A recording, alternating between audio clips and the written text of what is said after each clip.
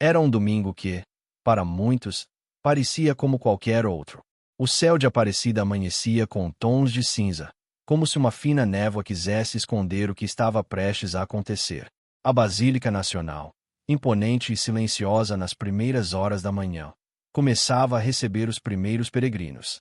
Eles vinham de todos os cantos, famílias inteiras que cruzaram o país, romeiros que haviam caminhado dias carregando cruzes de madeira, idosos que vinham pagar promessas feitas décadas atrás. Do lado de fora, barracas vendiam terços, medalhas e pequenas imagens de Nossa Senhora Aparecida. O aroma do café recém-passado se misturava ao cheiro de cera derretida das velas acesas na Sala das Promessas.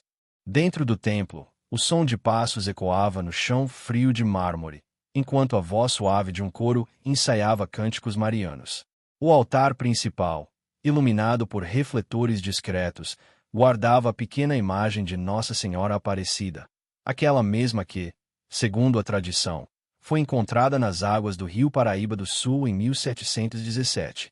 A imagem estava ali, silenciosa, serena, vestida com um manto azul bordado em ouro. Algumas pessoas paravam diante dela, em silêncio, derramavam lágrimas. Outras apenas tocavam o vidro que a protegia e fechavam os olhos, como se naquele gesto estivesse concentrada toda a sua fé. À medida que a manhã avançava, o número de fiéis aumentava. As portas laterais da basílica se abriram, e um fluxo constante de pessoas começou a encher o espaço. A missa das 10 horas se aproximava. As primeiras fileiras já estavam ocupadas por devotos ajoelhados, rezando o terço. Mais atrás, famílias inteiras conversavam baixinho, esperando o início da celebração. Crianças corriam pelos corredores, rindo, enquanto pais pediam que se comportassem. Foi então que algo sutil começou a mudar no ambiente. Alguns fiéis relataram, mais tarde, que sentiram um arrepio inexplicável. Outros perceberam que o ar parecia mais denso, como se o próprio tempo tivesse desacelerado. Até o coro, que ensaiava com alegria, começou a cantar com um tom mais contido, quase reverente. Do lado direito do altar, uma janela de vitral deixava entrar a luz do sol, que até então estava escondido pelas nuvens. Subitamente, um feixe atravessou o vidro e iluminou diretamente o rosto da imagem de Nossa Senhora Aparecida. O brilho não era comum. Parecia quente, vivo, pulsante. Algumas pessoas próximas ao altar trocaram olhares de surpresa, mas não disseram nada. O padre subiu ao púlpito e começou a falar, mas sua voz parecia perder força diante da atenção que agora estava voltada para o pequeno nicho onde a imagem estava. O que ninguém sabia é que, em poucos minutos, aquele domingo deixaria de ser comum para entrar na história como um dos dias mais marcantes da fé católica no Brasil. E foi exatamente nesse momento, de forma silenciosa e quase imperceptível no início, que o impossível começou a acontecer. No instante seguinte ao feixe de luz tocar o rosto da pequena imagem, algo começou a chamar a atenção de quem estava mais próximo. Primeiro, uma senhora de cabelos grisalhos, ajoelhada a poucos metros do altar, franziu o senho, inclinou o corpo para frente e apertou os olhos, como quem tenta enxergar melhor. Ela cutucou o braço do marido, que também se inclinou, e sussurrou algo que ninguém ao redor conseguiu ouvir. De repente, um senhor que estava exatamente na primeira fileira se levantou, com a voz embargada, disse alto o suficiente para que várias pessoas ouvissem. Ela está chorando. O murmúrio se espalhou como uma onda silenciosa. Olhares se voltaram imediatamente para a imagem. Era impossível não notar, sobre o rosto delicado de Nossa Senhora Aparecida, pequenas gotas brilhavam, refletindo a luz dourada do vitral. No início, alguns pensaram ser apenas o brilho dos refletores ou o reflexo da claridade externa. Mas não, as gotas se moviam. Lentamente, como lágrimas humanas, desciam pelas bochechas da santa, contornando o rosto e se acumulando na base dourada que a sustentava. O clima dentro da basílica mudou instantaneamente. Quem falava, silenciou. Quem estava distraído, passou a fixar o olhar. O padre interrompeu a homilia no meio de uma frase e ficou imóvel, observando. Seus olhos se encheram de água, e ele deu alguns passos em direção ao nicho.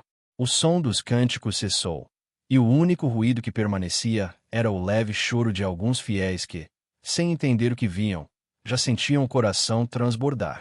Uma mulher com um terço nas mãos começou a rezar em voz alta, e logo outras vozes se uniram a ela. Mas não eram rezas calmas. Era um clamor, uma súplica, como se todos ali tivessem sido transportados para um momento fora do tempo, um encontro direto com o divino. Alguns levantaram as mãos ao céu. Outros se ajoelharam no chão frio, sem se importar com a roupa ou o desconforto. Os que estavam mais próximos tentaram, com mãos trêmulas, registrar com celulares o que viam. Alguns vídeos mostram a luz incidindo sobre o rosto de Aparecida e as gotas brilhando nitidamente. Em certos ângulos, a emoção dos fiéis ao fundo é tão intensa que parece quase palpável. O padre, já diante da imagem, levantou o microfone com dificuldade, como se o peso daquele momento fosse maior que suas forças, e disse: Meus irmãos, nossa mãe está aqui, e ela chora conosco. As palavras ecoaram pelo templo. Foi como se todo o espaço tivesse se tornado um só coração, batendo no mesmo compasso. Pessoas abraçavam desconhecidos, crianças olhavam com curiosidade e até aqueles que costumavam se manter mais reservados agora não conseguiam conter as lágrimas. Um perfume suave e doce, semelhante ao de rosas recém-colhidas, começou a se espalhar pelo ar. Vários presentes afirmaram sentir o aroma, mesmo os que estavam distantes da imagem. Outros disseram sentir um calor suave, como se estivessem sendo abraçados por algo invisível. Lá fora, alguns que não haviam conseguido entrar na missa começaram a notar o burburinho e a movimentação em comum. A notícia de que Aparecida está chorando começou a ser sussurrada nos corredores. Em poucos minutos, mais gente tentava entrar, criando uma onda de expectativa e emoção que só crescia. Naquele momento, ninguém sabia explicar o que estava acontecendo, mas todos tinham certeza de que não se tratava de algo comum. Era um sinal, era um chamado, era a mãe olhando para seus filhos e, de alguma forma misteriosa, compartilhando sua dor e seu amor. A comoção tomou conta de cada canto da basílica. Era como se todos estivessem ligados por um fio invisível, sentindo exatamente a mesma emoção. Lágrimas corriam por rostos desconhecidos que, naquele instante, pareciam parte de uma única família. O som do choro humano se misturava ao eco das preces, formando um coro que subia como um clamor coletivo em direção ao céu. O burburinho logo atravessou as portas e chegou ao pátio. Quem estava do lado de fora, vendendo velas ou terços, interrompeu as atividades para correr até a entrada. Em poucos minutos, não havia mais espaço para passar, nem mesmo entre os corredores laterais. Pessoas se espremiam, algumas subiam nos bancos para tentar enxergar o altar. Outras estendiam as mãos na direção da imagem, como se quisessem tocar o milagre de alguma forma. Testemunhos começaram a surgir imediatamente. Uma mãe, com o filho pequeno no colo, chorava e dizia aos que estavam próximos: Eu pedi a intercessão dela ontem à noite, pedi que meu filho fosse curado, e hoje vejo isso. Eu sei que ela me ouviu. Mais ao fundo, um homem de aparência cansada, com roupas simples, permanecia em silêncio, olhando fixamente para a santa. Depois, ao ser abordado por um repórter local, contou que havia pensado em tirar a própria vida naquela semana, mas que ao ver as lágrimas sentiu uma paz que não sentia há anos. É como se ela tivesse chorado por mim também, disse, com a voz trêmula. Uma senhora que viajou sozinha de Minas Gerais contou que estava afastada da igreja há mais de 20 anos. Voltou apenas para pagar uma promessa antiga, mas, diante da cena, caiu de joelhos e começou a rezar como se nunca tivesse parado. As histórias se multiplicavam. Gente dizendo sentir o perfume de rosas de forma intensa. Outros relatavam um calor inexplicável no peito. Uma criança de apenas 7 anos, ao ver as lágrimas, perguntou à mãe: por que a mãezinha está triste? E isso fez muitos ao redor chorarem ainda mais. O padre, percebendo a intensidade do momento, pediu silêncio e convidou todos a rezarem juntos uma Ave Maria. O templo inteiro respondeu como uma só voz, e cada palavra parecia carregar mais emoção do que nunca. Ao final da oração, não houve aplausos nem gritos, apenas um silêncio profundo, como se todos tivessem sido tocados por algo que as palavras não podiam explicar. Jornalistas começaram a chegar, atraídos pelas mensagens que circulavam rapidamente nos grupos de celular. Câmeras tentavam capturar o fenômeno, mas os repórteres confessavam, em off, que nada do que gravavam parecia transmitir o que se sentia ali. Era algo que só quem estava presente poderia compreender. Lá fora, os sinos tocavam sem parar. Pessoas que vinham de longe, sem saber exatamente o que estava acontecendo, corriam para a basílica como se fossem chamadas por uma força maior. Era impossível medir o tamanho do impacto daquele momento. Para alguns, seria lembrado como o dia mais emocionante de suas vidas. Para outros, como a prova viva de que a fé não é apenas crença, é encontro. E enquanto as lágrimas continuavam a escorrer pelo rosto da pequena imagem, muitos já sabiam. Aquele dia marcaria para sempre a história de Aparecida e o coração de todos que estavam ali. Com a basílica ainda lotada e as lágrimas da imagem sendo vistas por todos, a administração do templo decidiu agir com cautela. Padres e funcionários se reuniram rapidamente em uma sala lateral para decidir o que fazer. Era necessário preservar o momento, mas também garantir que não houvesse danos à imagem. Ao mesmo tempo, a notícia já corria pelo Brasil, e cada minuto aumentava a curiosidade de jornalistas, devotos e até de quem nunca havia demonstrado interesse pela fé. Foi então que, sob a orientação do reitor da Basílica, decidiu-se chamar especialistas. Uma pequena equipe de peritos, composta por técnicos da própria igreja e profissionais independentes, foi autorizada a se aproximar do nicho. Enquanto isso, o padre responsável pedia aos fiéis que permanecessem em oração e que respeitassem a proximidade da imagem, para evitar aglomerações perigosas.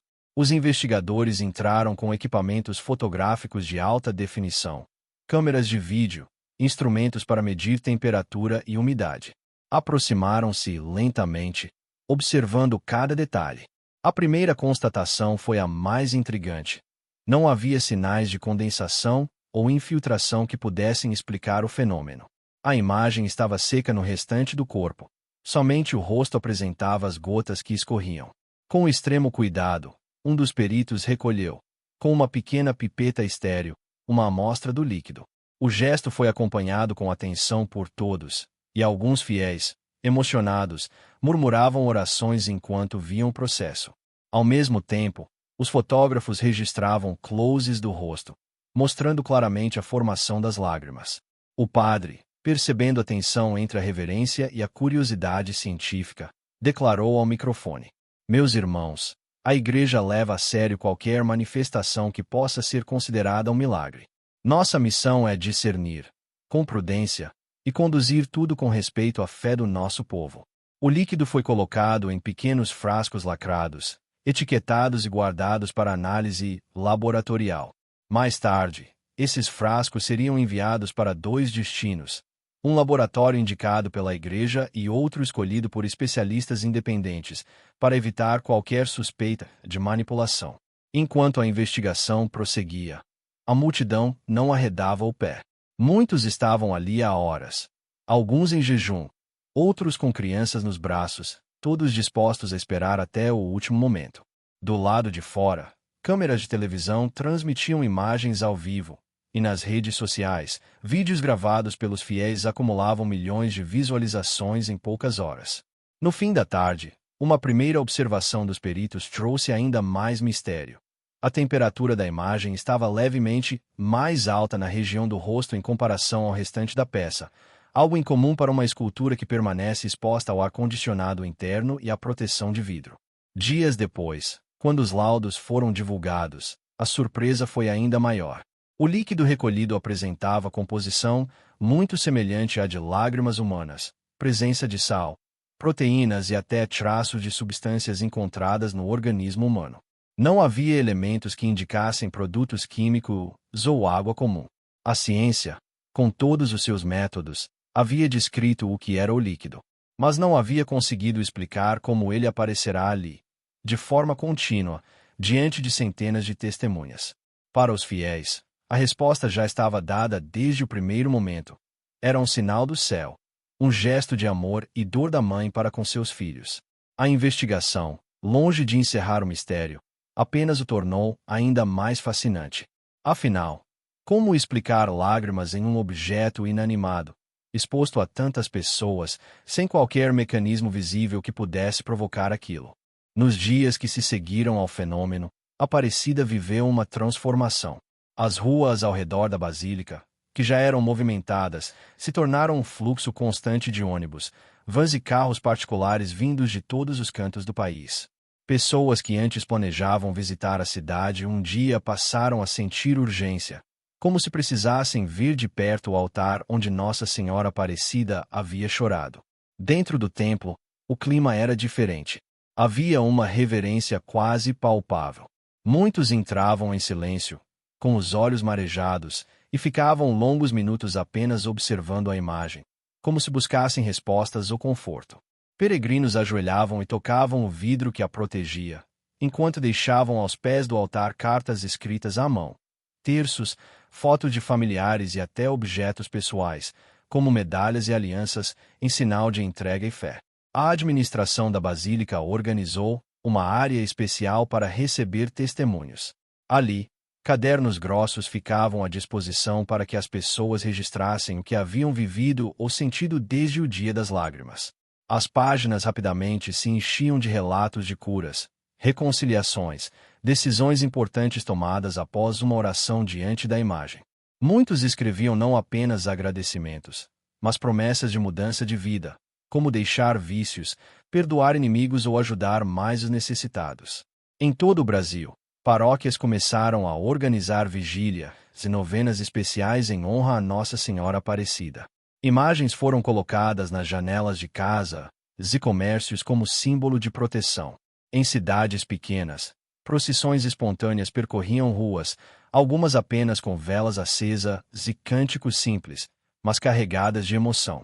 Para muitos, as lágrimas da santa eram um alerta, um pedido de oração pelo país, pelas famílias, pelos jovens e pelos que haviam se afastado da fé. Para outros, era um gesto de amor materno, como se a mãe estivesse compartilhando a dor dos filhos e dizendo: "Eu estou com vocês." Mesmo entre aqueles que não estavam presentes no dia, o impacto foi profundo. O fenômeno reacendeu conversas sobre fé em lares, locais de trabalho e até nas escolas. Pessoas que raramente falavam sobre religião passaram a refletir sobre o sentido da vida e o lugar de Deus em suas rotinas. Meses depois, a memória do acontecimento permanecia viva. Para quem esteve na Basílica naquele domingo, não era apenas uma lembrança. Era uma marca no coração. Algo que, verdadeiro milagre ou não, havia mudado para sempre a forma como olhavam para Nossa Senhora Aparecida. E assim, aquele dia entrou para a história como o Domingo das Lágrimas, um momento em que ciência e fé se encontraram diante do inexplicável, e o Brasil inteiro foi convidado a olhar para a Mãe com mais devoção, amor e esperança.